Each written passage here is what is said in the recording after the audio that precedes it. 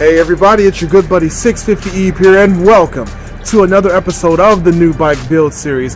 This is where we're taking a 2018 BMW S1000RR that I purchased from my good friends here at Sills BMW. We're going to add some amazing custom parts to the motorcycle, and then at the end of the build series, we make the bike available for those viewing these videos. And today, we're going to install blue Samco hoses onto the S1000RR. Let's go inside and get this going. Zack's in here somewhere. Here we go. How's it going, everybody? Welcome, Zack. Fantastic work putting that motor back in. Yeah, looks a lot different than last time, huh? Yes. Should be ready to fire it up here today. We don't have a mat for it yet, but Brent Tuning says it was okay to start up and run with that one, so we'll trust them. And we're going to put some coolant hoses on it today. Yep. Samco Sport Silicone Radiator hose kit comes with everything you need. Yes.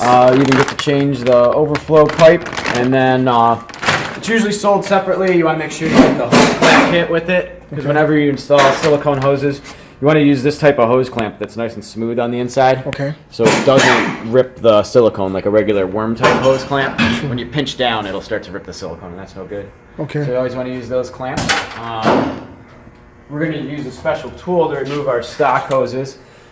Since the engine was just out and I had the coolant, I didn't refill it up, so it's still just dry from before.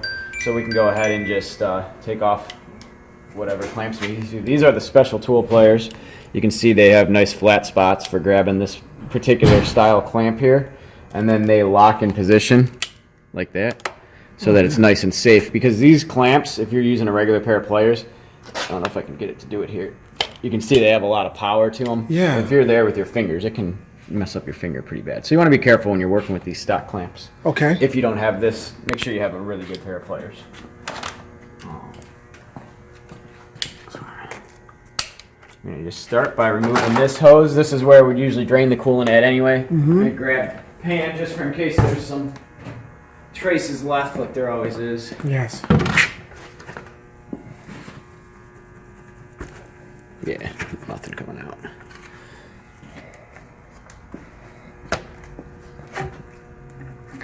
Now, we installed these Samco hoses on the first bike, but you didn't show the installation process, and a lot of folks had chimed in saying that they would love to see it. Yeah, so we decided we'd show what it looks like to actually put the hoses on. Last time we showed the bleeding of the coolant, so I don't know if we'll show that again. I don't know, we'll decide. We'll see how the video goes along, if we feel it's necessary or not. Okay. So basically, you'll just pull off your first radiator hose, drain your coolant, pull off your first hose, get your new hoses out, and then match them up. You can see that one is definitely not the same hose because it has a different shape to it. So this one right here looks just like the stock one, matches up, same bends, same ends. So what we're going to do then is take two of our clamps, put them in the center here.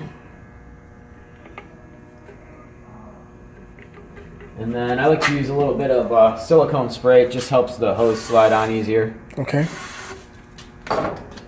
Doesn't affect coolant or anything. Route your hose into position. Slide it on.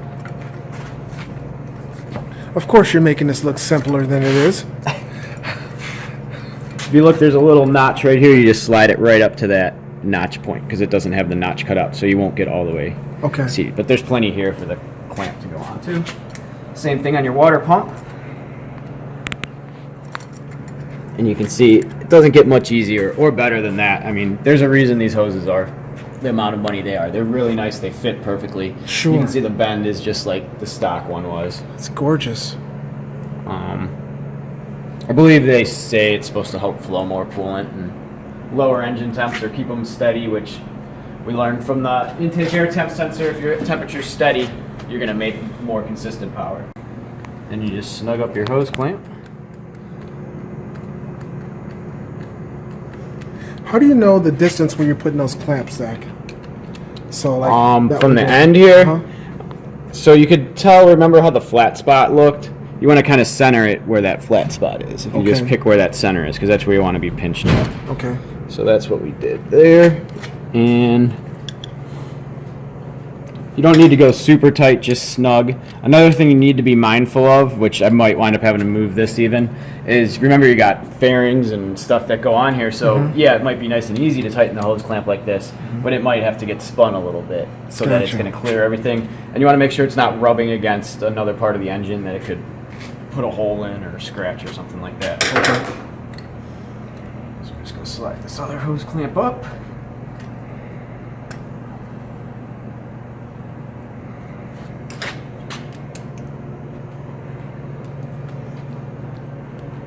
Split that difference. So there's some hose on that side, some hose on that side of the flat spot, and then just snug it up. Outstanding. So our first hose has been changed. Not too difficult. No. The next two are a little more difficult because they are buried up in the engine here. But we'll do the big one going to the radiator next. So again, I got to grab the pliers, pop this hose clamp off.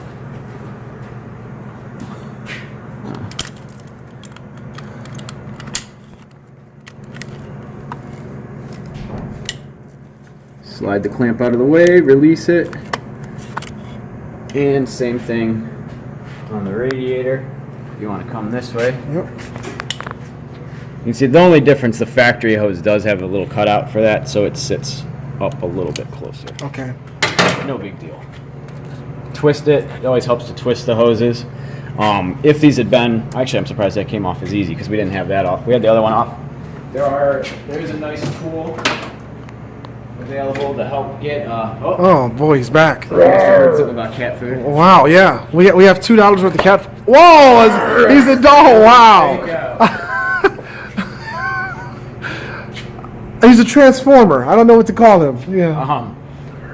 There's a whole series of tools like this. I just have the one angle. Some of them are different angles. This tool is actually for removing radiator hoses. I don't know if we showed it last time or not. You want to be careful because you don't want to puncture the hose, especially if you're reusing it. But you kind of get it started in underneath. Once you're underneath, it's fine. You then slide this, and it'll break the seal of the hose. Okay. And it makes it real easy to then pull it off. Outstanding. So then this hose here, you want to be careful. Once we get it broken free, now I need to go back in and take that stock hose clamp off because it's real tight in here. Yes. Otherwise, when we pull it through, it might scratch the frame. Yep. We don't want to do that. No way. And now there's enough room for it to slide through. Just like so. That first hose I pulled out should look just like it as it does. Yep. Has the same bends in it. This little kink part, so it's perfect. Grab two more of our hose clamps. These ones we'll just have close by initially because we got to feed this through. Looks like it's going to fit. You grab that silicone spray. Spray it. Install a hose clamp. Slide it on all the way up to that notch. Position our hose clamp. Do the same thing up top here. This one's going to the thermostat housing. Put your hose clamp on.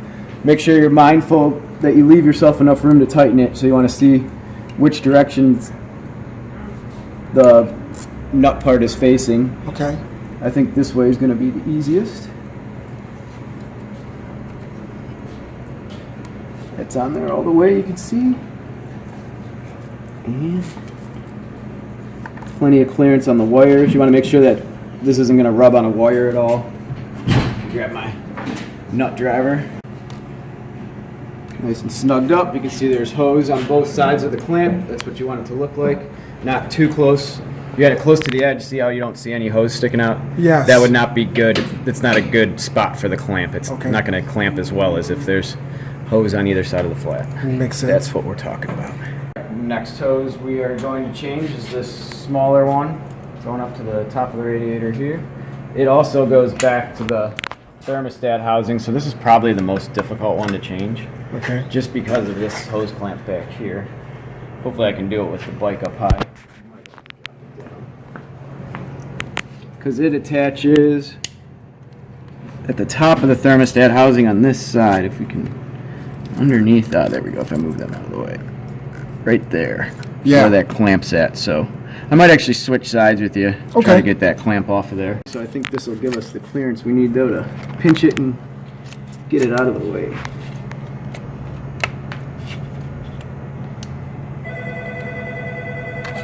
Yep. Yeah. That was the ticket. And we'll just slide that guy off over right there. Pipeline 1, Jimmy, pipeline 1. Slide this end off here. And then I believe it works best if we take this clamp all the way off. Okay. Because we'll pull it through and we just don't want to scratch the frame.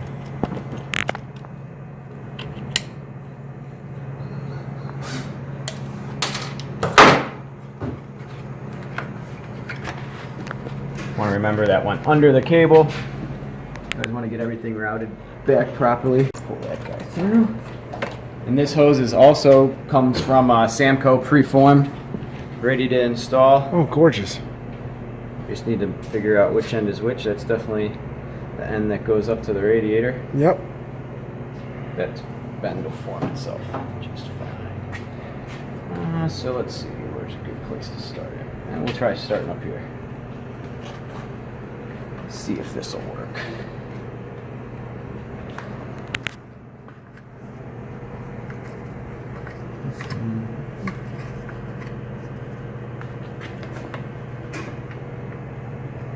Alright, that fed through pretty nicely. Outstanding. One nice little bend. Alright. We're underneath that cable where we need to be. So now you'll use one of the smaller supplied hose clamps. Okay. Get our silicone spray, which is right here.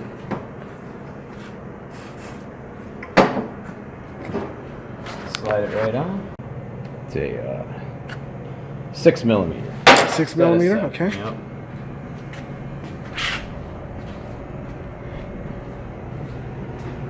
Now, is this one going to be hard to reattach? Yeah, this one's going to be kind of hard to snug up. You want to really pay attention to which way you're putting your hose clamp on. I think going on the bottom side is going to give us the most clearance. Attaching wise, usually that goes okay. You might have to use a pair of pliers. Okay. We'll see how lucky you get. I can see where it has to go. Just want to make sure it's pushed all the way up to the thermostat housing. Okay. Which it a little bit farther. Just going to give it a little bit of a push with these pliers. There we go. Snugged all the way in. And yep, our hose clamp is facing in a direction that will make it easy for us to tighten. Alright, I'm happy with that. So that gets, I believe that's the most difficult one. What you're left with then in your kit is just this bulk hose. And we'll replace the hose that goes to the overflow tank and then the hose that comes from the overflow tank to the ground should it actually need to overflow. This one here is probably the easiest one to do. I'll usually disconnect it from the radiator. Just get this guy off the back and then take it, fold it up. Nope. Well, you gotta cut it. Oh, you cut it, okay. Yeah, because it actually does both. So we'll use the part that's left over for the other hose. Got here, those cutting pliers here that'll cut the hose nice and straight. Because if you use a set of diagonal cutters or something, it'll cut the hose at an angle. This chops the hose. Well, nice. If I hold it straight, it chops it nice and straight. Get it right in there. There we go. Nice straight. Outstanding. Silicone spray. Connect this guy up. And that'll just tuck in behind there like that. These style clamps are not reusable. Okay. You just open them up with a little flathead screwdriver or whatever you can fit in here to open this clamp. They're kind of frustrating. Okay. Try not to stab yourself. Yeah. I usually start with a smaller screwdriver just to get it open, and then I'll switch to a little larger one.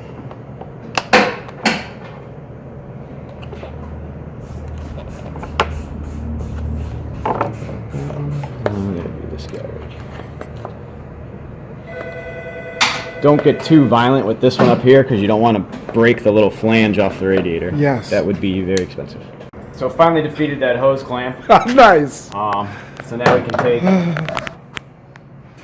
our leftover piece of hose here, and we just got to trim it up a little bit. Yep. Cut it right about there. So, we're going to get a bunch of comments. Where did you get that hose cutting. Let's take a look at it. This was actually from a Cornwell tool guy that we used to have. Okay. There's the tool number on it. Yep. Pretty much all tool manufacturers make something like this. Probably even find something cheaper at Harbor Freight. The main thing is that it has the straight razor blade in it. And the bigger it opens, the bigger hose you can cut, of course. Nice. Very nice, Zach. I love your tools, man. Thanks.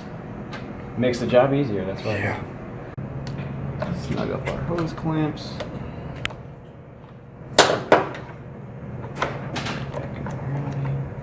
And then put our 2 screws back in, and that is the last of the hoses. Wow. So next we're just going to go ahead and fill up our cooling system with engine ice. Engine ice. We use engine ice because it's track approved, and it protects down to negative 26 degrees, which we haven't, even though it's been cold here, we haven't got that cold this year. No. Gives you boil over protection up to 256, so pretty much meets all the needs, and it doesn't seem to need to be changed as often as Redline Water Wetter and Water did, because we ran that in a couple of your bikes, and they just didn't seem to like dealing with the city traffic as well as engine ice did. That stuff would evaporate. I don't know, disappear. Sure. The main difference between the track approved stuff and stuff that isn't, there's no glycol in it. And when you spill it, it's phosphate free and silicate free and biodegradable. It's a propylene glycol that helps to guard against accidental poisoning, and when it spills, it's not slippery. Nice. For the track. Yeah. These hoses supplied to us by one of our awesome channel sponsors, Motomillon. Discount code that you can use when ordering from Motomillon is 650EB. Links to all the parts that we put on this bike will always be in the description. Thank you so much, Manny from Motomillon, for supporting the new bike build series, both season 1 and 2. Yeah, thanks a lot. And 3. So Manny's he's on top of it. And the level of support is great. We had a question, we were always able to get a hold of him, and he'd find an answer for us. Immediately. Yeah, immediately. So I've got all the old hoses back in this bag, ready to go to the new owner, or in case they want to switch them for whatever reason. Why the heck would they do that? These blue hoses. Alright, so we're going to start our coolant filling process, and for that I'm going to use another unique tool that most mechanics have anymore. It's called a spill-free funnel. The reason it's called that, it comes with a bunch of adapters and radiator caps that are cut out so that this little part will fit right down in the radiator. And then this cap fits on and makes a nice tight seal. And then I think we can fit one of these angled pieces in here, because we did this before. Yes, we did. There we go. Fits in there right about like that. Nice. And then we get a little extension here. That's what's great about this kit. You can just keep adding onto it as you need to. We want to clean out our funnel because I don't know what was used last here.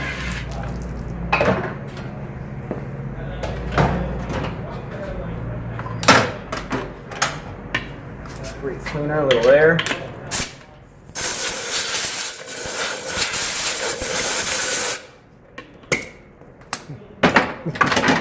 Attention to detail is unbelievable. Yeah. Want to start with a clean funnel, you know? Now, is your attention to detail something learned from experience of not doing that and bad things happening, or you're just preventative? Kind of both. Yeah, probably like a few bad things may happen. Maybe not like this particular, but it's like, yeah, you know, I should just pay it. It doesn't take that much longer to pay attention. Yeah. And keep it all clean, you know? Wow.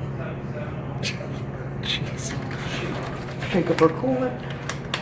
Unbelievable. And then we just pour it in. We can fill it up, and we don't have to worry about if there's excess in the funnel. We'll just dump that into the overflow tank when we're done. Okay. There's a spot that we have to bleed at down at the water pump. If you remember that from last time, remember you took that bolt out? Yes. I'll pop that out this time, and then we'll put it on the side stand, and that'll finish off bleeding it. Okay. Because air always wants to move to the highest spot, which is definitely now the top of this funnel. So we need to get out all the air possible, because pumps can't pump air. A liquid pump can't pump air, so that's bad, and it'll give you your temperature sensor a bad reading too if an air bubble's sitting there. Okay. So we need to get out as much air as possible. Pretty good in the funnel now, so I just have to pull, it's the bolt on the top of the water pump here. We just pull it out until it starts to flow out of there. You can see it has a crush washer behind it. You don't want to lose that. Ooh. Did you hear all the air? Yes. All right. So like it spat at me or something. Yep. That filled up the top of our water pump. Just leave that back up. We'll double check the torque spec on that. And then I found it works best if you take the bike and tip it over even a little bit farther than the side stand. Okay. Just bring it into your body so you can listen for the air bubbles. And then tip it back. And maybe do it. You still got coolant in there? Yes. And we'll do it one more time. Okay.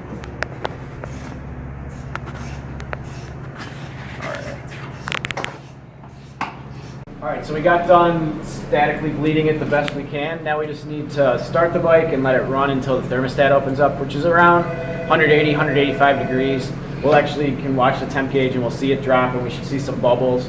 That way it fills up the rest of the cooling system and there's no air in there because we don't want any air. And this is also the first startup since we put the cams in, so hopefully that goes well. We'll see how it sounds, if it sounds any different. Just to recap, because we didn't get to finalize that video completely because we were waiting for a shim. Got the correct size shim in there, made all the valve clearances correct to what Bren Tuning wanted. Then we've put some assembly lube on the camshafts, tightened everything down, put marks on all the bolts so we know they're all tight. Put the engine back in the frame, torqued everything, and hooked up all the wires. While that was done, we also installed a power commander.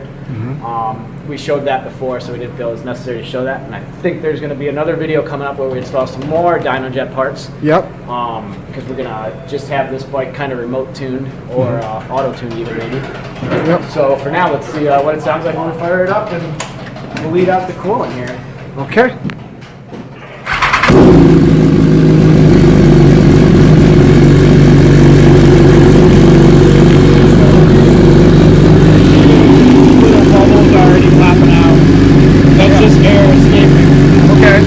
Doesn't sound too much different, huh? No.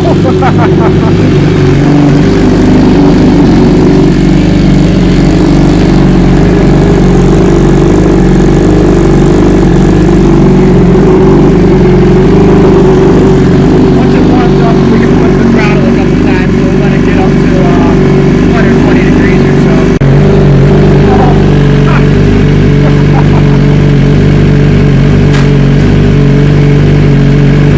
Because there's no chain on the bike right now. Even if we pull the clutch in, it'll still spin. That's just all the gas. Oh, wow.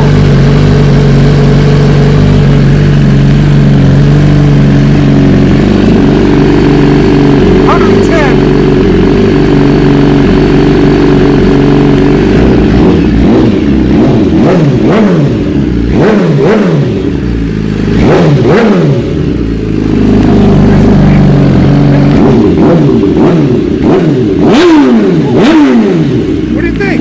Yeah, it feels a little bit crisper just revving it. Yeah. Before it seemed to have a little more lag.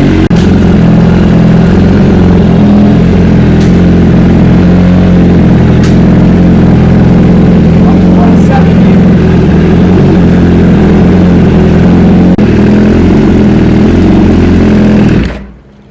That should be good. You don't want to let it get too hot because this is a lot of water, so it'll boil right around, what is that, 210 I believe. Okay. And it'll really start bubbling and start overflowing on you.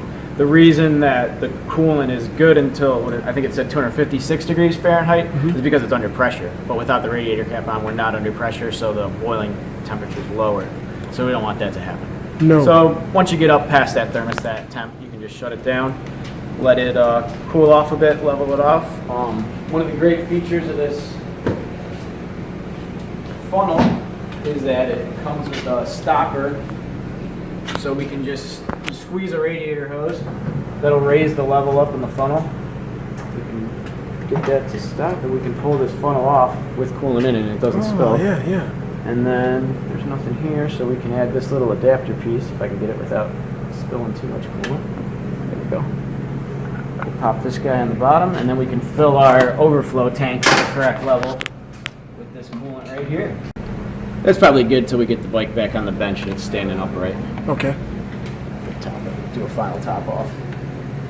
Usually brake fluid, coolant, those are the two things after they get changed, the bike winds up getting washed. We want to wash off anything that just spilled on it like that. Yep. So that's the final steps, installing the radiator hoses. I believe that's it for today. So All right. Thanks for watching, everyone. Have a good day. Thank you, Zach. Yep, awesome. Well, that will wrap it up for the Samco hoses installation here on the 2018 S1000RR. Of course, Zach, as always, did a great job installing those hoses. So next, we're going to install some Power Commander parts on the motorcycle, take it to get dyno tuned. Not dyno tuned, but actually put on the dyno to see how much power the bike produces. We still have to install Rizoma brake reservoir. We also have to install chain and sprockets and a few other things. So there's still time to support the New Bike Build series. We got a few more videos left. I want to thank you all for being a part of this so far, and we will get the heck out of here. So hit that like button if you enjoyed this video. You can subscribe to my channel by clicking subscribe. New videos are always uploaded to the 650EV YouTube channel. Thank you so much for viewing. We'll catch you next time on the New Bike Build series.